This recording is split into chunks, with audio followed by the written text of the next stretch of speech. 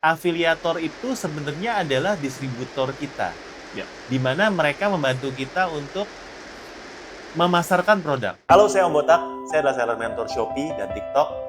Saya bantu seller yang jualan di marketplace untuk menaikkan omset mereka hingga 1M per bulan. Oke, terima kasih sebelumnya. Ini manggilnya apa? Ho, Mas? Om? Om Botak aja. Om Botak, oke. Apa kabar Om Botak? Baik, baik. Mungkin sebelumnya mungkin ibu-ibu penasaran kenapa dipanggilnya Om Botak tapi nggak botak kali ya. Oh iya, itu saya penasaran juga sih. Om. Ya. Kenapa tuh Om? Jadi saya itu udah jualan online dari tahun 2011. 2011? Ya, waktu itu zamannya masih zaman Bukalapak. Oke. Ya, kalau ada yang masih ingat Bukalapak ya? Sekarang udah nggak bisa jualan lagi di Bukalapak. Ya, waktu itu saya pertama kali jualan di Bukalapak sama di Tokopedia, jualan barang dari papa mertua saya. Oke. Nah, papa mertua saya itu udah jualan di Asam Reges, di Jakarta Barat tuh jualan spare part sepeda udah dari tahun 40-an. Jadi memang orang udah kenal toko dia itu tokonya Om Botak namanya. Oke. Karena nggak ada pelang nama, tapi yang jualan botak. Oh, oke. Jadi waktu saya jualan online pertama, Mm-mm. saya pikir susah cari nama ya. Ya Mm-mm. udah pakai namanya Om Botak. Soalnya dari langganan-langganan lama udah kenal kalau papa itu panggilannya Om Botak. Om Botak, oke. Nah, jadi dari 2011 itu saya udah mulai jualan sampai sekarang mungkin perjalanannya udah masuk tahun ke-16 jualan online sih di Oke. marketplace. Di Ya, marketplace. jadi marketplace itu kalau kita bilang sekarang ya Shopee, TikTok, Tokopedia. Kurang lebih seperti itu. Oke, berarti udah ngerasain banyak marketplace ya yang Jantung Bangun, Elvenia, masa-masa itu gitu atau Masa-masa ya Elevania, Lazada masih ada sih. Toko Bagus gitu. Toko Bagus, OLX sekarang ya. Iya, Iya. oke. Oh, udah cukup lama ya. Ilmunya udah ngelekuk nih ya. Suhu. Nah, saat ini saya aktif sebagai konsultan marketplace. Oke. Jadi saya ini adalah official trainer Shopee yang pertama dari tahun 2020 sampai sekarang. Jadi udah jalan tahun ke-6 sebagai trainer Shopee resmi dan juga trainer TikTok dan Tokopedia. Jadi memang saya dibilang ya official mentor lah dari Shopee dan TikTok Tokopedia. Oke. Jadi memang kerjaan saya ini Tepuk tangannya dulu. mengedukasi teman-teman untuk bisa scale up menggunakan marketplace. Ya, tujuannya kalau dari saya gimana caranya teman-teman itu bisa menggunakan marketplace itu supaya omsetnya di atas 1M per bulan lah gitu. Amin. Ini disimak baik-baik ya ibu-ibu yang tadi merasa susah kayaknya masarinnya, marketingnya. Oke, ini kita langsung masuk ke pertanyaan ya. Karena saya sendiri penasaran Om. Saya mungkin cukup lama jualan tapi banyak di offline dan mainnya sistem keagenan. Iya.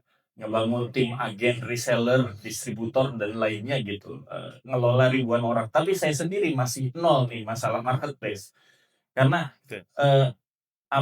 ngerasa saya punya stigma negatif tentang marketplace selama bisa shop terendah, harga terendah, itu saya nggak mau jualan di situ.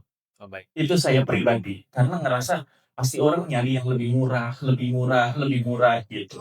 Nah, apa yang perlu kita lakukan atau mindset apa nih yang perlu kita siapkan untuk jualan di marketplace supaya ekspektasinya tidak terlalu tinggi dan tidak kecewa. Yuk, bantu Om Botak sehingga lebih banyak seller yang akan sukses sama seperti kamu. Tinggal klik, like, atau share dalam hitungan 1, 2, 3. Oke, selamat menonton. Dan gimana cara nyiapinnya supaya toko kita bener gitu. Oke, tadi saya rasa ada beberapa poin ya Om ya, kalau saya boleh pecahkan. Pertama, polanya masih pola distributor kan ya? Iya. Nah, ini saya sering temuin di beberapa klien-kliennya kita sebagai konsultan ya. Saya ini ketemuin bahwa banyak dari brand-brand lokal itu yang datang ke kita sebagai konsultan untuk dibantu karena pola bisnis distributor ini makin ke sini tuh makin ada perubahan. Iya. Bisa dibilang ada perubahan.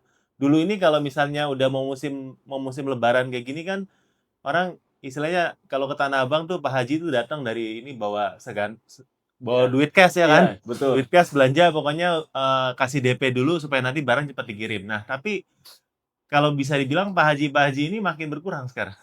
Ya, Ibu Desi orang Tanah Abang mungkin bisa confirm bahwa ini bukannya duitnya nggak ada di masyarakat, tapi gaya orang belanja itu berbeda aja.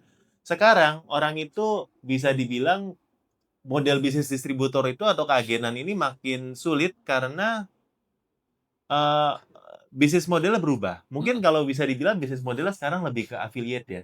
Iya. Affiliate. Jadi afiliator itu sebenarnya adalah distributor kita. Ya. Di mana mereka membantu kita untuk memasarkan produk. Ya.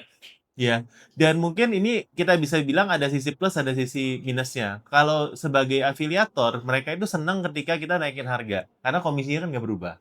Ya, sedangkan kalau distributor, kalau kita naikin harga ya teriak. Betul. Ya, karena bisa dibilang harganya jadi lebih mahal, lebih susah jualnya. Iya. Ya. Dan yang kedua, kalau distributor itu kan harus stok barang. Dan kalau afiliator, ya dia nggak ada stok. Ya, tapi dia bantu kita promosi. Sedangkan kalau distributor biasanya, kalau zaman dulu nunggu dari pusat yang promosi, mereka tinggal nunggu aja, nunggu jemput bola ya istilahnya ya, karena prinsipalnya biasa udah endorse sana sini, sehingga distributor ya tinggal stok aja. Betul. Jadi cara kerja sama ininya tuh berbeda. Bukannya distributor itu udah nggak jalan, tapi ada pergeseran lah kalau kita bilang sekarang ya. Itu satu. Jadi itu kenapa banyak yang datang tanya, Om ini distributor saya sekarang udah nggak berani stok banyak lagi. Kalau dulu kayaknya kalau buka open PO ratusan juta tuh gampang. Kalau sekarang mereka mau stok barang barunya tuh kayak ngecer-ngecer. Betul. Karena mereka pun sendiri nggak berani untuk stok banyak. Mungkin dengan perubahan ekonomi dan sebagainya lah ya. Jadi itu satu. Nah yang kedua tadi saya lihat ada ketakutan untuk jualan di online karena selama bisa di-short dengan harga yang termurah, ada satu ketakutan itu ya Mas ya. Nah, kalau saya lihat saat ini tidak mudah untuk cari barang yang termurah di online. Boleh dicoba sendiri, mungkin dibuka aplikasinya, baik Shopee maupun TikTok maupun Tokopedia. Coba cari misalnya hijab ya, yang termurah, nggak akan muncul. Nggak akan muncul. Karena yang muncul adalah yang iklan. Oke. Jadi, kalau mau dites, mungkin kalau yang jualan online tokonya, coba dites jual barangmu Rp1.000, Rp100, itu pun belum tentu laku. Oke. Kalau zaman dulu kita tes 100 langsung laris habis. Sekarang nggak muncul. Oke. Jadi marketplace itu bukan masalah barang yang termurah. Buat kamu seller yang ingin omsetnya 1M per bulan, subscribe channel Cerita Om Botak supaya kamu dapat konten-konten daging setiap harinya. Marketplace itu kita ngomong adalah gimana caranya kita bisa bikin barang kita itu traffic-nya tinggi atau yang kunjungin tinggi. Dan yang kunjungin tinggi itu faktor murah itu mungkin faktor kesekian. Jadi nggak perlu takut. Saya kasih contoh aja ya. Kemarin ini saya istri lagi cari kalkulator Citizen. Tahu kalau orang toko tuh biasa tahu kalkulator Citizen tuh yang kayak pakem tangan itu udah enak banget kalau sama Citizen. Ini saya baru tahu, kemarin itu kita beli ternyata dapatnya barang palsu. Jadi mereknya bukan Citizen tapi City apalah ya. Ya, tapi mirip-mirip. Nah, ternyata setelah saya tanya sama seller yang jualan online itu, ya di Glodok, dia bilang, Om itu Citizen udah bangkrut. Jadi yang ada itu sekarang semua palsunya semua. Ya. Jadi kita ini di online itu semua bingung, ya. Mau beli yang mahal itu mungkin sebenarnya barang yang sama dengan yang murah tapi jual lebih mahal. Mau beli yang murah takut palsu.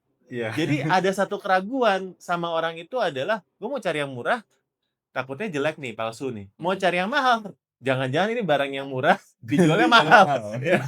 Udah ketipu 2 kali lagi ya. Jadi murah itu tidak jaminan laku. Ya. Contoh ya yang jual batik, seller batik, mungkin di sini ada persaingan dengan seller dari Pekalongan misalnya, ya kan? Ada batik yang kemeja batik jual 50 ribuan, 100 ribuan, 150, 200, 300 sampai 500. Semuanya laku. Kalau gitu gimana caranya kita bedain sebagai customer yang murah atau yang mahal? Jangan-jangan yang mahal itu sebenarnya yang murah tapi dijualnya mahal. Jadi menurut saya harga itu rancu. Oke. Dan tugas kita itu gimana caranya dengan branding kita yang bagus, orang itu mau beli. Karena saya tahu ada brand yang kita bantu juga di Solo, dia jualan batik ya. Dia ada belasan brand di online. Dia jual range-nya ada yang dari 50 sampai 350. Itu merek dia semua. Jadi dia bisa mempositioning kadang-kadang bahkan barangnya sama cuma harganya beda aja. Tapi memang yang 50 ribuan itu barangnya beda. Iya. Bahannya bahan yang Iya. ya kasar lah ya istilahnya ya. Memang bukan ini. Jadi selalu ada peluang dan customer online sekarang tuh sebenarnya pinter-pinter.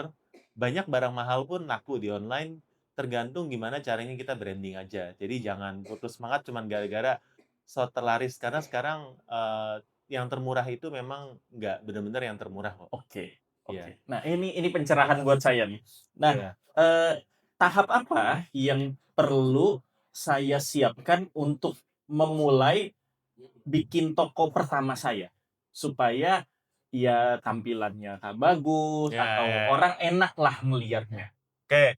Ibu-ibu di sini siapa yang udah jualan online atau punya toko di online? Punya toko tapi nggak jualan? Angkat tangan semua nanti. Atau punya akun cuma buat belanja? Nah, ya. Jadi yang memang ada toko di online-nya siapa? Oh, toko ada buat belanja, Nggak tapi nggak laku. jualan. Belum Cuma satu ya, yang rutin setiap hari ada paket siapa? Satu. Yuk, bantu Om Botak sehingga lebih banyak seller yang akan sukses sama seperti kamu. Tinggal klik, like, atau share dalam hitungan 1, 2, 3. Oke, selamat menonton. Yang lainnya belum jualan. Nggak jualan? Oke, ya. Apa yang harus dilakukan? Ya. Yang pasti bukan jual rugi ya Bu ya, karena kalau jual rugi pun belum tentu laku. Kita kan ini kan aku kan fashion ya. Ya. Pikiran aku jadi aku punya fokus gini. Oh, aku nih eco-print. Aku misalkan nimbulin fashion dengan model seperti ini dengan bahan yang berbeda. Karena eco-print itu tidak bisa sama, tidak bisa bikin 2-3. Kadang-kadang kita di telepon, Ibu saya minta ukuran ini model kayak gini, warna kayak gini, tapi ukurannya beda. Kita nggak bisa bikin itu. Jadi kita tidak spesial ya. Jadi kita special edition, jadi ada modelnya satu itu aja. Jaket ini ya itu aja, nggak bisa bikin 2-3 kali gitu. Bang, ini dengan Ibu siapa? Dengan Bu Yani. Bu Yani, eco-print ya Bu ya? Ya, eco-print. Berarti eco-print itu lebih bilang Ibu custom. Iya, custom. Ibu ada yang ready stock nggak Bu?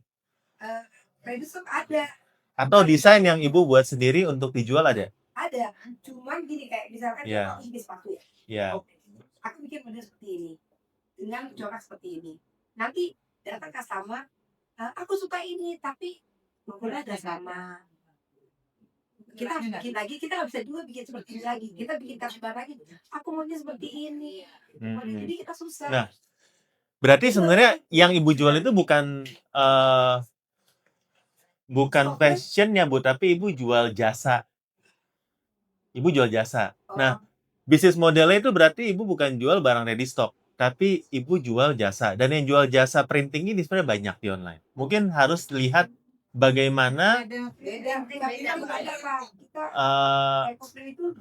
prosesnya 2 minggu proses menjadi bahan. Iya, saya ngerti. Berarti Ibu sebenarnya jualan jasa custom, di mana model bisnisnya ini sama seperti digital print yang memang mereka ini print based on demand atau based on file yang dikasih ke mereka. Iya.